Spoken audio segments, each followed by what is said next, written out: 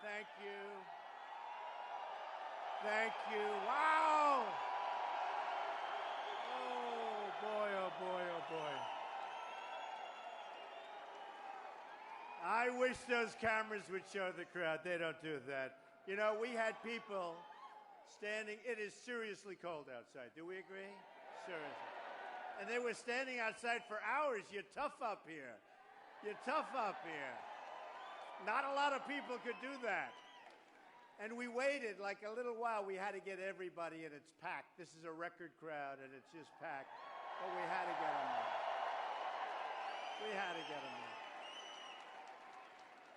Folks, we have a revolution going on. People are tired and they're sick of the stupidity that we're seeing coming out of Washington. They're sick and tired of it. Sick and disgusted.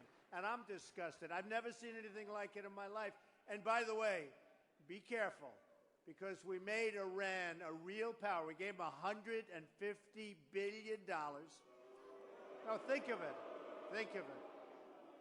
And now they want more. So we gave them, think of this, if you really look at it, what they've done. We gave them,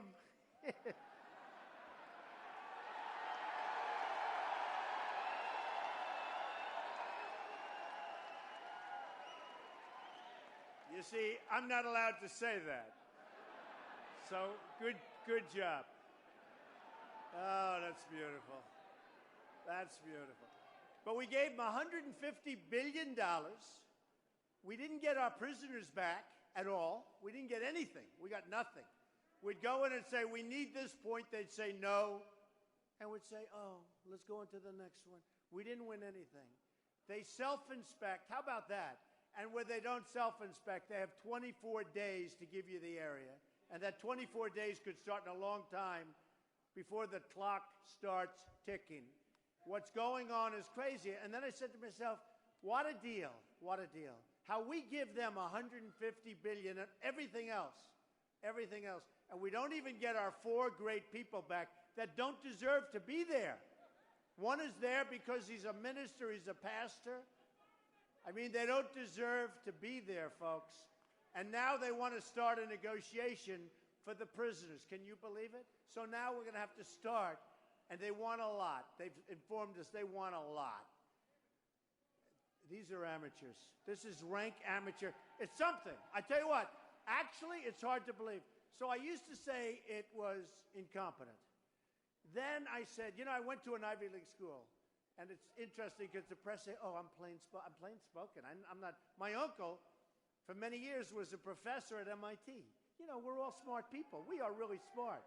Nobody plain. I believe I have the smartest audience of anybody. Nobody close. I really believe it. Nobody close. No, there's nobody close. And we understand what's going on, but think of it. So about 2 weeks ago, I started saying, well, wait a minute, this is the greatest deal I've ever seen, the Iran deal. One of the great deals I've ever seen. One of the dumbest deals I've ever seen negotiated. Kerry has no idea what the hell he's doing. He comes from your parts. I blame you. I blame you. He comes right from the area. I mean, I have to blame you. We'll blame, hey, New Hampshire, let's blame Massachusetts for Kerry. So, no, I mean, the deal he made is just incredible. But think of what they're getting. So they get the deal. They get all of the things that they're getting. There'll be a nuclear power quickly. They're rich as hell. Now they're going to be fighting everybody. But what else do they get that we never talked about? They get Iraq, with the second largest oil reserves in the world. And they've been after Iraq forever. Forever. They've been fighting. You know, they were equal powers. And they go this way, that way, this way, that way. They go home and rest for a couple of years. Then they start fighting again. We decapitated Iraq. And I was always, I'm the most militaristic person in this room. Except for that guy. Except for that guy. Now, I see one guy, that guy might have it. I am the most militaristic person in this room. And we're going to make our military, just like they said, I never saw the piece that they just played. I want to see if it's any good. Is it any good? I don't know. We've never done it. First time. It's the first time we've ever played. I said, would it be, you know, I'd like to see it before you put it on. But I heard backstage, and it talks about, the military. We're going to make our military so big, so strong, so powerful that nobody is going to mess with us. Nobody. Nobody. And we're going to take care of our vets like they're supposed to be taken care of, by the way. Because they're not being taken care of. So, when you think about it, Iran not only made a great deal, but they also got something that they've wanted forever. They got, and in the old days, they didn't want it for the oil, they just wanted it. But now, they also want it for the oil. Remember this.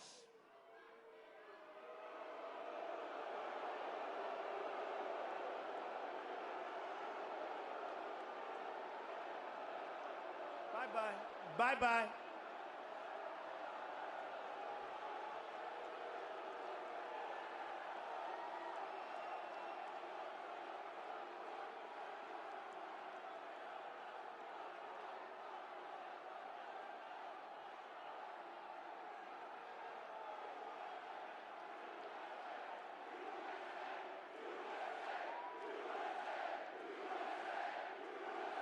USA, USA, USA.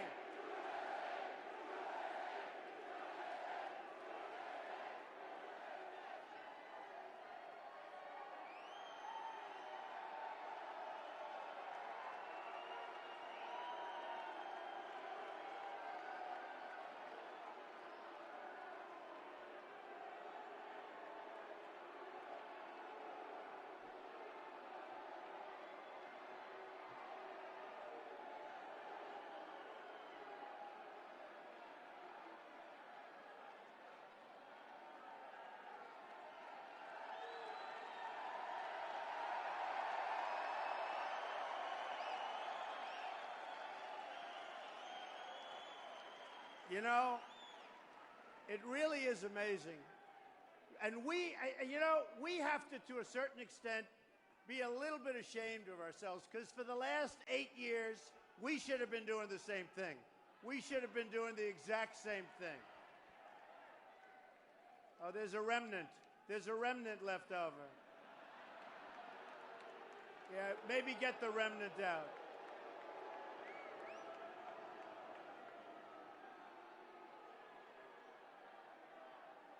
Yeah, get the remnant out. Thank you.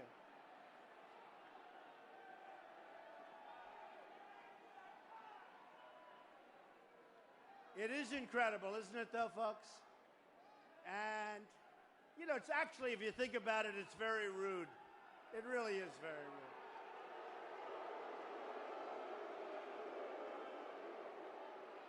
But I remember when Bernie Sanders, when they took over his microphone, that's not happening with Trump, folks. That's not happening with Trump.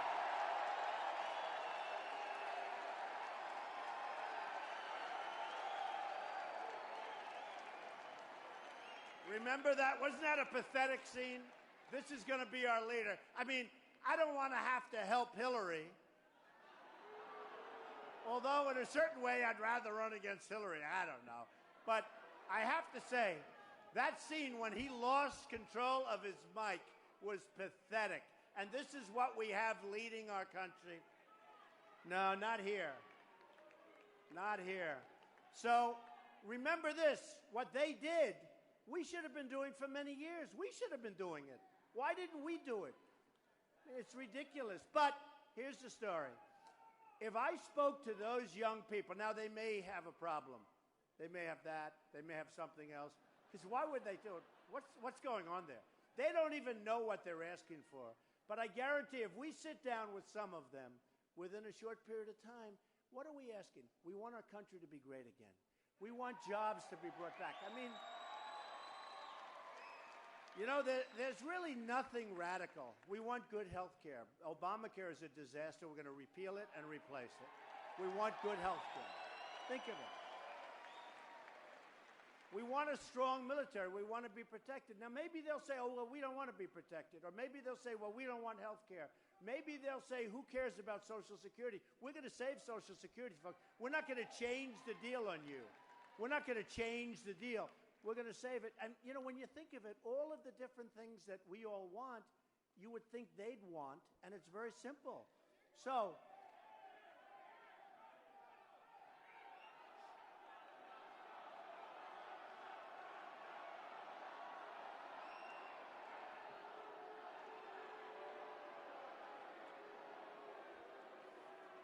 is that a friend or a foe? I didn't know. I don't know. It doesn't matter. They're all friends. We're all friends. You know, I tell people, sometimes I'll be rough. I'll say, get him out of here. It's true. And the press will go, he was so mean. And then one time, 2 weeks later, I said, there was a rough person. I said, you know what? It doesn't matter. Treat him really, really nicely. And I got criticized for being too nice. What's going on back there?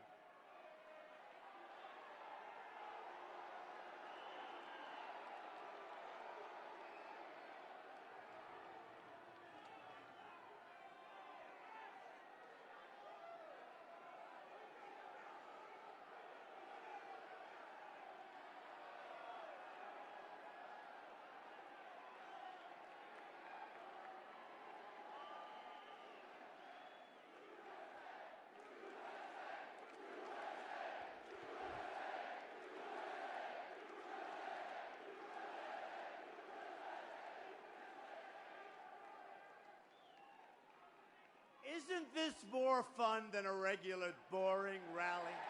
Seriously. Isn't this? To me, it's fun. And you know what? We have a lot more time than they have, because right now they're being sent out into the cold. You know? And it is true, though, if you could talk to these people, we would, I mean, unless they have bad intentions, which is possible, or unless they're doing something they're not supposed to be doing, you would think that they'd want to see a strong country, great health care, all of these things that we talk about all of the time. Strong borders. And by the way, we will build a wall. We're going to have a strong border. We're going to have a strong border.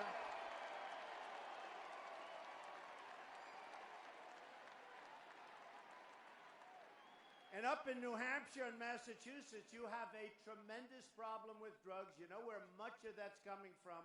We're going to stop it, and we're going to work with the people that really have had the problem, and we're going to try like hell to get them better, because they have to get better. But you know where that stuff is coming from? They're not going to be sending it over so easy anymore, folks. They're not going to be sending it, because you have a tremendous problem up here. Tremendous. You have the heroin problem up here. It's incredible. And it's funny, when I come to different locations, I go to different locations, they don't talk about it so much. I come up to New Hampshire, I come up to Mass, no matter what, the first question, the second question is heroin and what's going on. People don't even get it. I mean, they look at it, they don't get it. We're going to put an end to it to a large extent. To a large extent, we're going to put an end to it. We're going to work on it. It's a serious problem up here. So we get these big crowds. We have the tremendous support. We have the polls that are going through the roof. I'll read them in a little while. Boy, I love to read them. You know, you'll know I'm number 2 if I ever stop reading polls, right? But look at what happened. People wonder why. And look at last week. You saw what they passed, right? The budget. I didn't even know it went so fast. It went so quickly. And you look at it. They want to fund Obamacare, fund Planned Parenthood, fund global warming, fund the Syrian refugee program where they're going to pour into the country. They got everything. I'm saying, where are the Republicans? Where are the leadership? There's no leadership. They got everything. And it was done so quickly. It was done like, it seemed like it was done in 24 hours. It was done. Right? It was done so quickly. Those days are over. We're going to do something in Washington that maybe has never been done before. You know, they're saying what's happened with us. And it's not me. I'm a messenger in a sense. It's all of us. It's a movement. I'm telling you. It's a movement. It's a movement. People used to call it the silent majority. We're not silent anymore, folks. We can't be silent anymore. We're the noisy majority. We're not silent anymore. We're not going to take it anymore. We're not taking it.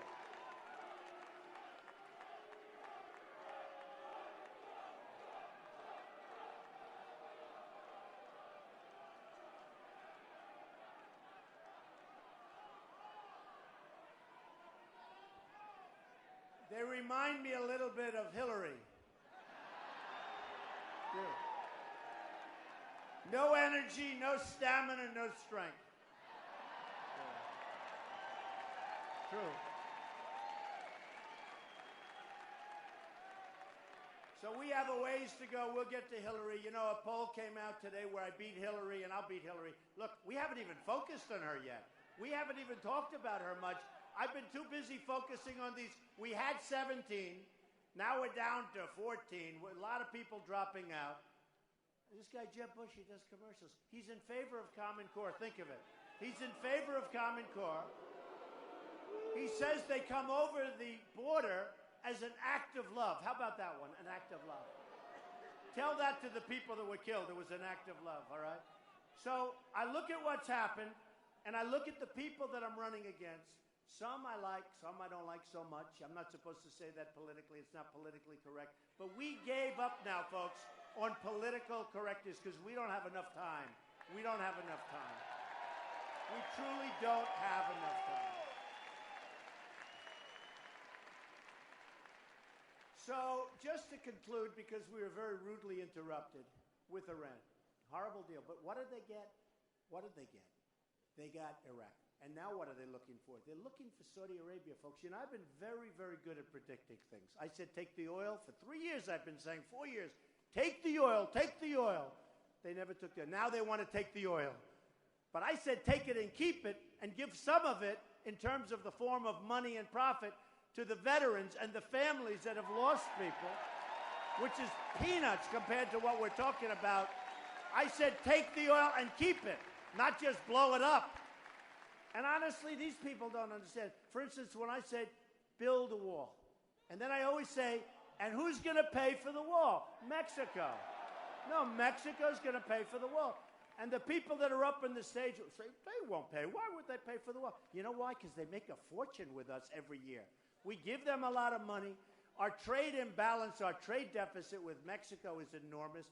By comparison, the wall is peanuts. We're going to build. Now, then they say you can't build a wall. I'm really good at building things. I'm the best at building. I'm the best. What I do is build. And I build under budget, and I build ahead of schedule, under schedule. I build good. And I'll tell you, we're going to have a beautiful wall. It's going to be a real wall. It's going to go nice and high. And it's going to look good because someday they'll name it the Trump wall probably, you know.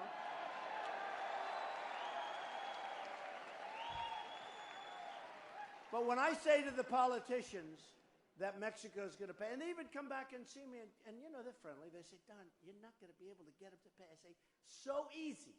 It's so easy. It's like I tell the story about Ford, right? Ford's building a $2.5 billion plant in Mexico. What do we get out of it? We get nothing. They close up factories in Michigan and other places. We get nothing out of it. They're building it, and I would tell them, folks, you're going to sell cars to us. You just let all those jobs go.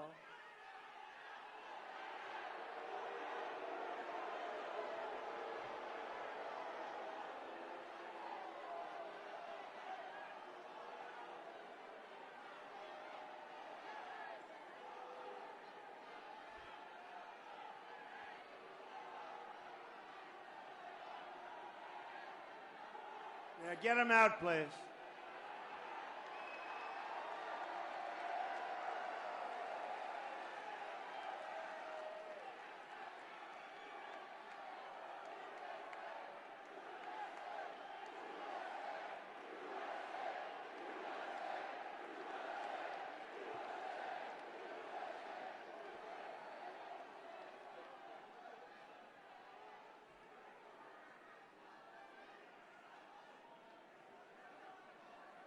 You know the sad part, it's such a small group of people.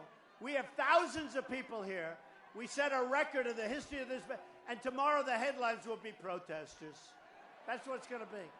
And they do it purposely. They wait 4 or 5 minutes and they do a protest. Yeah, get them out.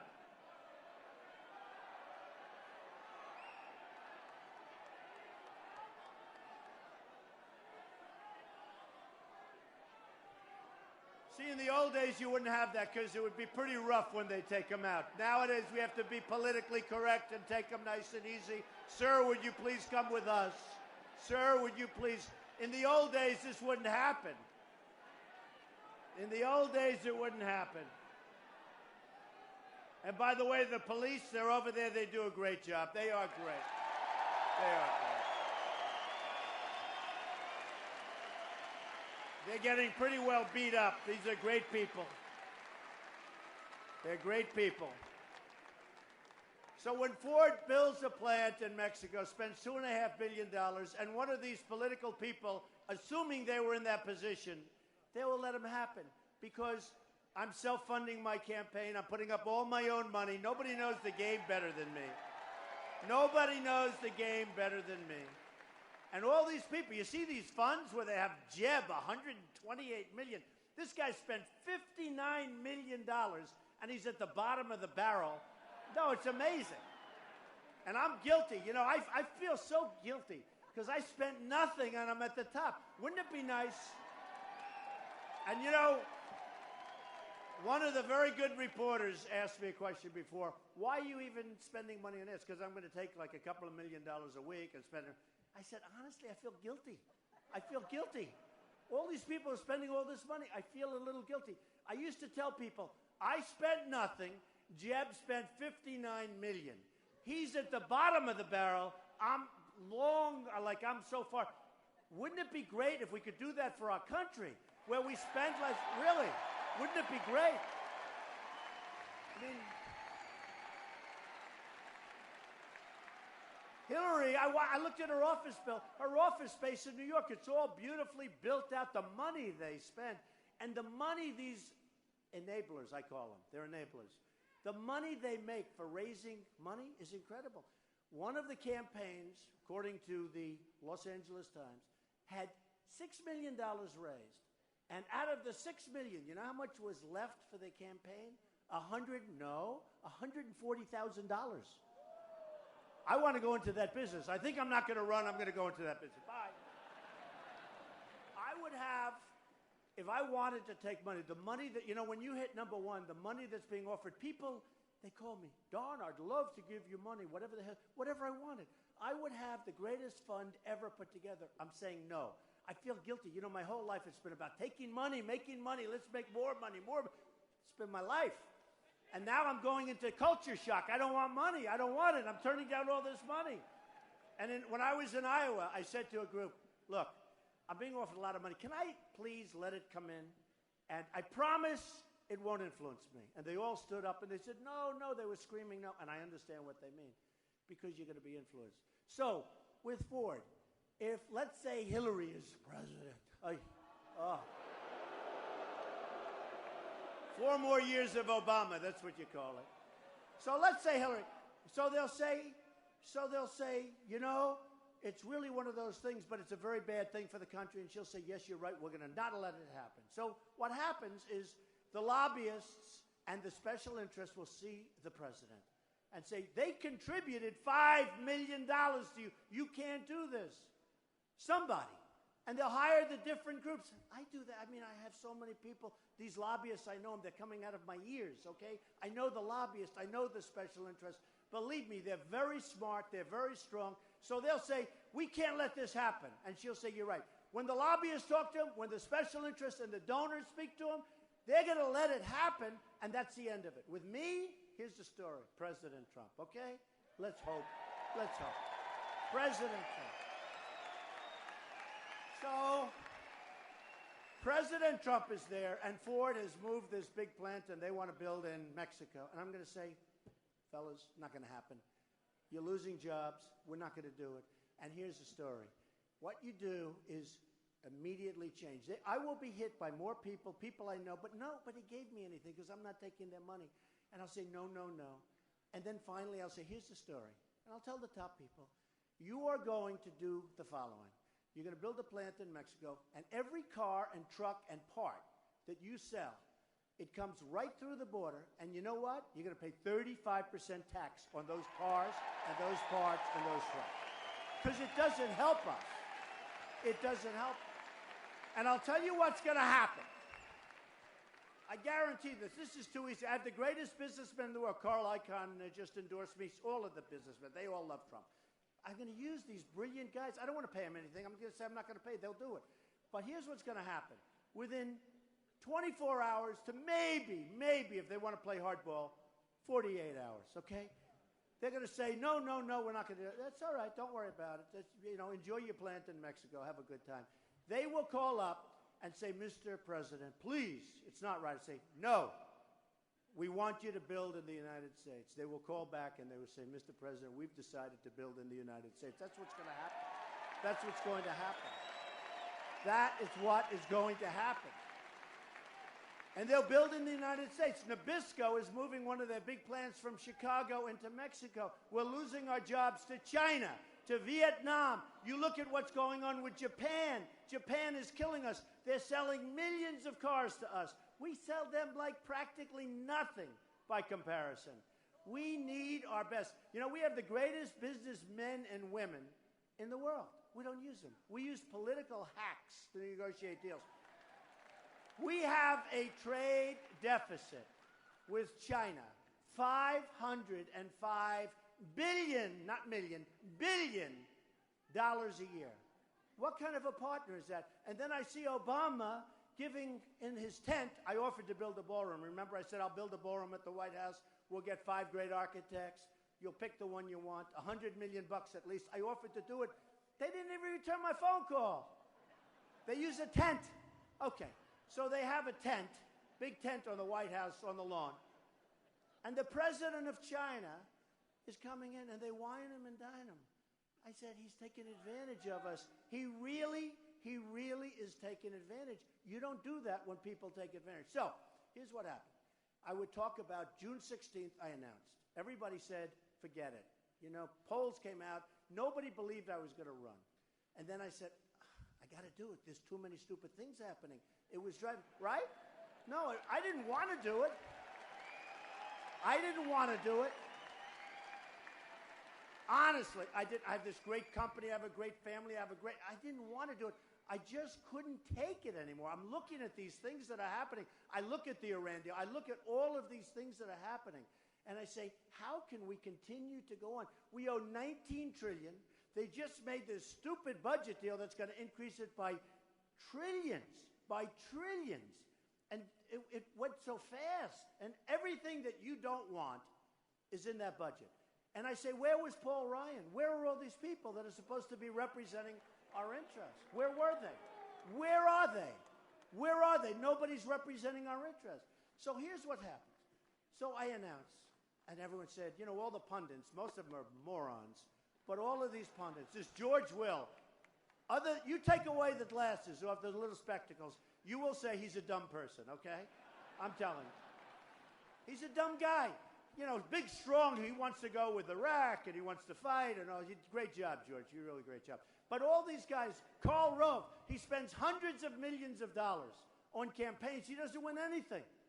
In fact, the commercials that were done for the Republicans were so bad, I thought they were done for the Democrats. I wanted to hire the guy that did them. Then I found out it was reversed. We have people that aren't good. We have people representing us that are not good. They're not doing us any service. So I said, I'm going to run. And it takes guts, believe me. I really thank you, man. Thank you. No, it takes guts. And I tell the story, the famous escalator in Trump Tower. I said to my wife, I never saw that many cameras. See all those cameras back there now? All live. Every speech I make has to be live. I mean, nobody else. The other guys, they speak and they give the same speech over and over and over. They read it. They have teleprompters. For 200 people, they'll have a teleprompter. I don't use teleprompters. You know what I use? I don't use teleprompters. I don't use teleprompters. We have a president that uses teleprompters. Believe me, I don't use teleprompters. It's a different thing. When you get up before large crowds, thousands and thousands, like this is a record for the building. When you get up into these large crowds and you speak from the heart, you speak from the heart. Believe me, it's a lot different. I tell the story. A friend of mine who's a very, very successful guy, very, very successful, and I was speaking in Dallas and I have 21,000 people in the arena, the Mavericks arena, packed, and it was great. And he couldn't believe it. He said, could I see a copy of your speech? I said, what speech? I don't do copies. He said, I speak. There is such love in the room. And I told him that. He didn't understand it because he's not a guy to do this. I say, there is such love in these rooms. Here, Dallas, no matter where I go, here, we're in Massachusetts, we go to New Hampshire, we go to Iowa, we go to South Carolina, we go to Nevada. No matter where I go, we go into Florida where it's been incredible. I go to Texas. It's all the same. It's love. It's love. They love our country. They love our country. You know, the theme is Make America Great Again. They want to make America great again. That's what's going to happen. We're going to make America great again. We're going to use our best people. We're going to use these people that I talk about. We're going to make this country maybe better than ever before. And we can do it. We can do it. Because the people are so amazing. So when I told my friend, I said, no, I go up without notes, without anything. I don't read the speech. I don't do the teleprompter thing, which would be so easy. Wouldn't that be easy? I have 2 teleprompters. I watched Hillary the other day. She's the biggest teleprompters I've ever seen. In fact, if you're sitting on that side of the room or that side of the room, you can't even see her because when they're outside, they're painted black. So you can't even see her. But she's got the biggest teleprompters. We don't need 4 more years of Obama, and that's what you're getting with Hillary. That's what you're getting. No, that's what you're getting. And I believe it might be even worse, if you want to know the truth. It might be worse, okay? And we don't need that. But I speak from the heart. And I said to my wife, boy, I'd rather not do it. And I looked down, and in the atrium of Trump Tower, it looked like the Academy Awards. It really did. I've never seen so many cameras in my life. We have a lot. Look at all the cameras here tonight, and all live television. You're all on live. Wave. Hi, folks. And I wish, you know, I always do this. I always do it, but I wish they'd turn the cameras and show the audience, but they tend not to do it. They tend not to do it. They tend not to do it. They don't like to do that. We won't do it too much tonight. But I said, oh, wow, they're doing it.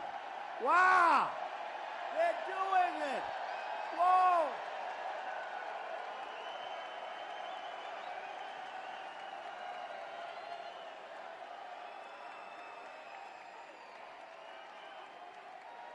That is so amazing. They did it. They turned the cameras. Whoa. That is so amazing. So I said to my wife, we really have to. And I'm at the top of the escalator. And believe me, it takes guts. Oh, I love that man. Look at, stand up. It says Trump and Tom Brady. Look together. I love Tom Brady. I love him. Tom, we got to get Tom better. We got to get Tom better. Remember this. Tom Brady injured is still better than anybody else, okay? So remember. That is the coolest shirt. I got to get one of those shirts. Look at that guy. Turn around. Show that to those cameras. They won't put it on, but show. That is beautiful. I love that. That is beautiful. Well, Tom has been very nice to me, and Tom's my friend, and he's been saying great things about me. You know that. And I'll tell you what, he's a champ and he's a winner, and that's what we need in this country. We need people like that. We need. So I said to my wife, got to do it, got to do it. And we went down the famous escalator, right? Boom. And she was waving, and I was waving, and I said, man. And then I brought up a thing called illegal immigration. And nobody, I'm telling you, and did I take heat? Did I take heat? Rush Limbaugh, who's a great guy, said, nobody has ever taken more incoming than Trump. And I stuck with it. And I believe, and then you had the problem, I mean, so many problems. But you had Kate, beautiful Kate in San Francisco, killed by an illegal immigrant. And you had so many others. You had so many others. And then they started seeing the crimes. Jamil in Los Angeles, young guy, shot in the face for no reason whatsoever, was going to go to one of the great colleges, on a scholarship, and horrible. You had the woman, veteran, wonderful woman, 66-year-old veteran, and retired, proud, raped, sodomized, and killed in Los Angeles in California, and so many others. And people start saying, well, Trump is right. And I'm not even talking about the economic impact and the other impact. And I want people coming into our country, but they have to come in legally. They have to come in legally. We can't have this.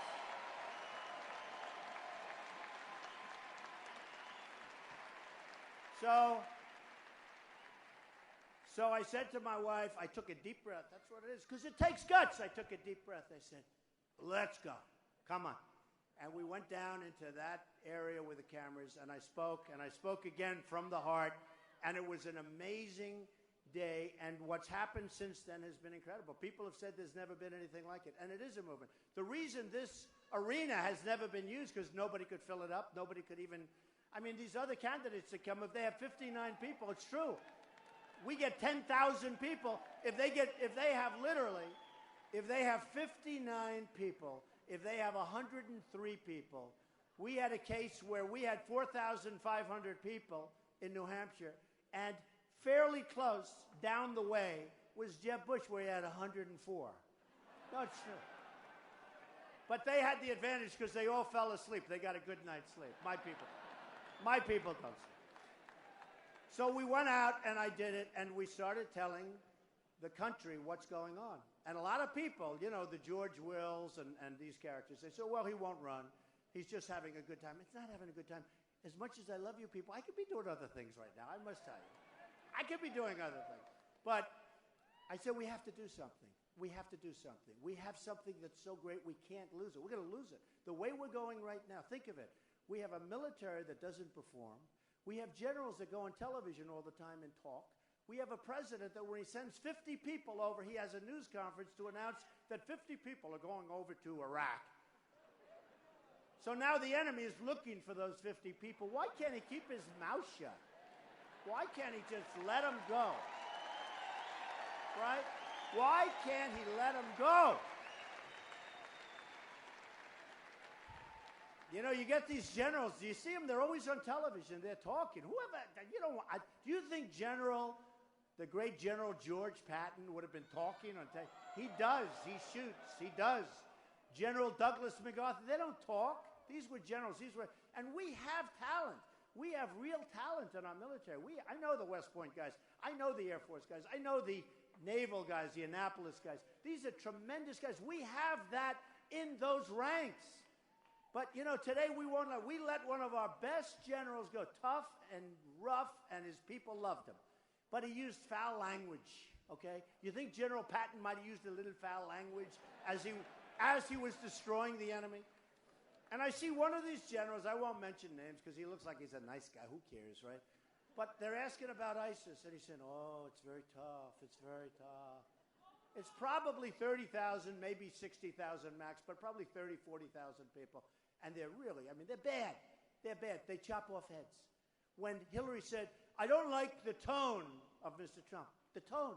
They're chopping off people's heads in the Middle East. The tone. She's worried about tone. I'm a much nicer person than she is, but we have to be tough, and we have to be vigilant.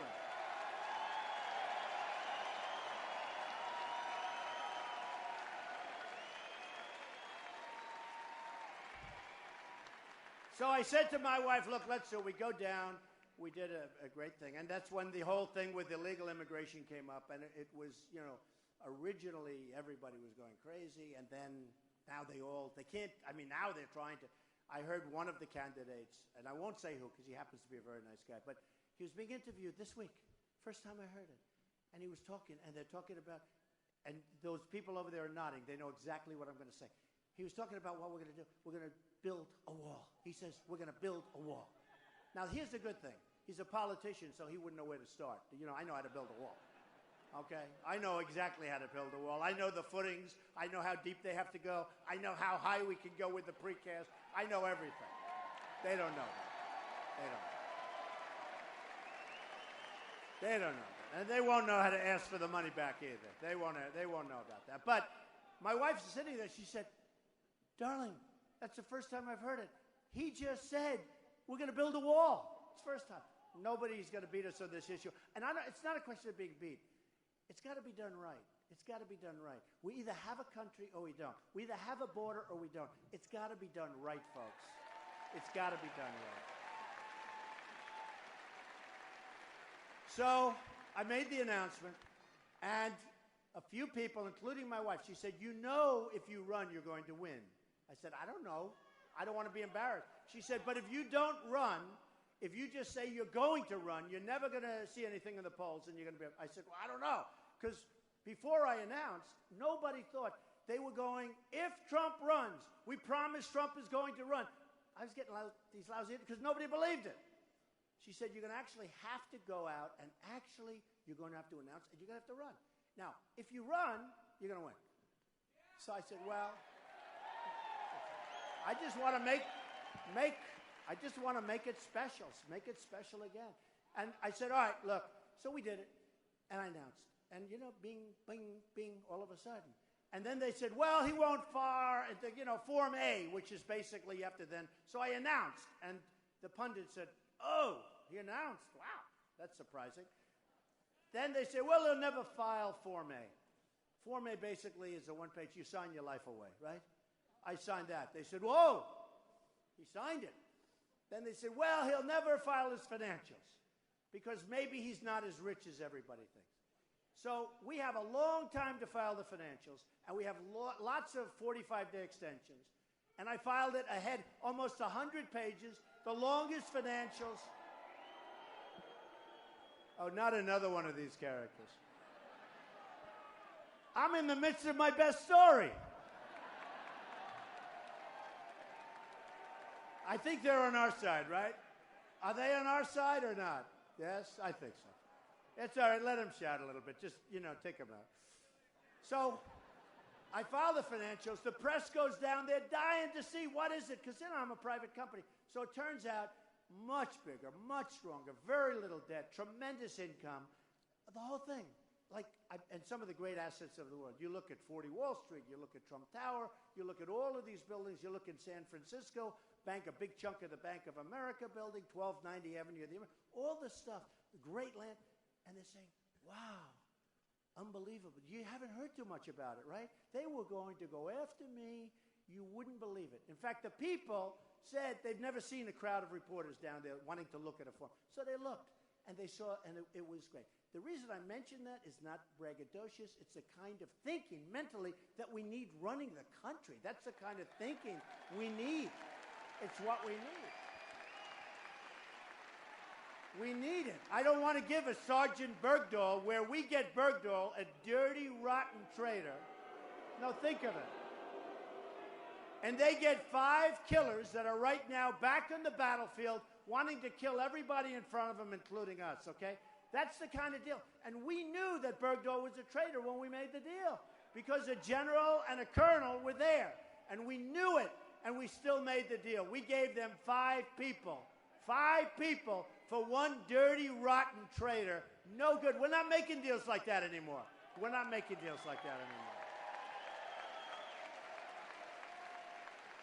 So the polls just kept going up and going up. And then last week, a couple of weeks ago, we had a debate. And every online poll, look at this, every online poll said I won the debates, okay? You have Drudge, who's a great guy, 46% Trump. Don't forget, that's with like 15 people. 46% of the vote I get. Time Magazine, 49%. What do I have? They didn't even pick me the person of the year. They were supposed to. They picked a woman who's allowed millions of people to come into Germany. And now, by the way, did you see they had to cancel their New Year's Eve? They got problems, folks.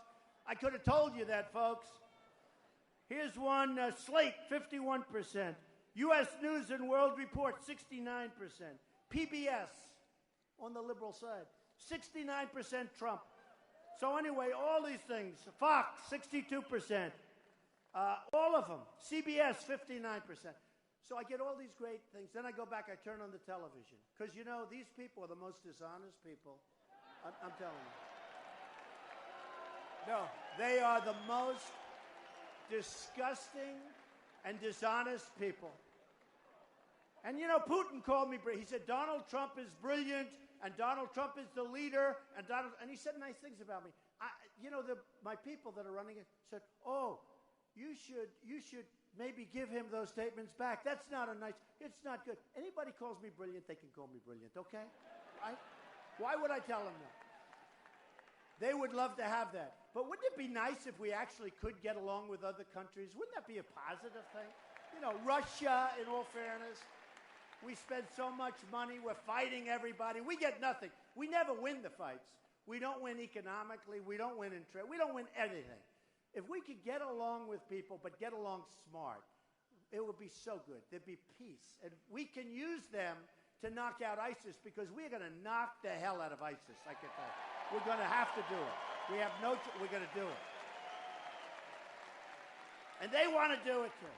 So the polls come out, and I have the debate, and then right after the debate, I went up 11 points. But I also did something else that became controversial. I said, we got to find out who's coming into our country. We don't know who's coming into our country.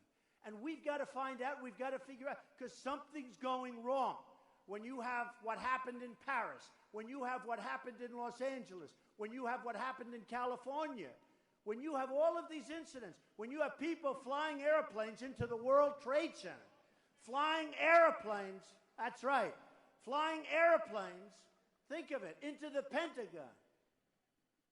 When you have the Boston Marathon, where it was so seriously, I mean, when I watched that, that was one of the saddest things I've ever seen. These incredible people with joy, and they're running, and their families are cheering them on. And I've gotten to meet so many of the people that were so severely hurt. And it's amazing. Their attitude is amazing. These are amazing people. But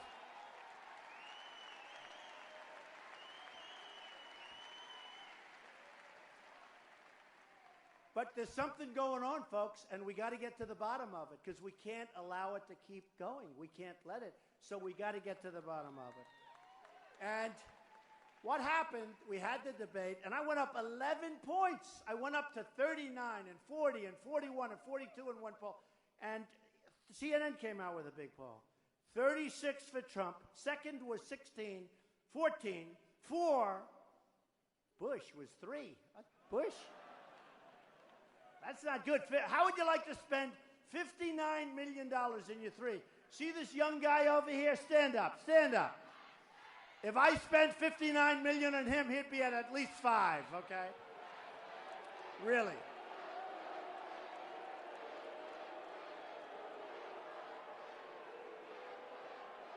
Get him out.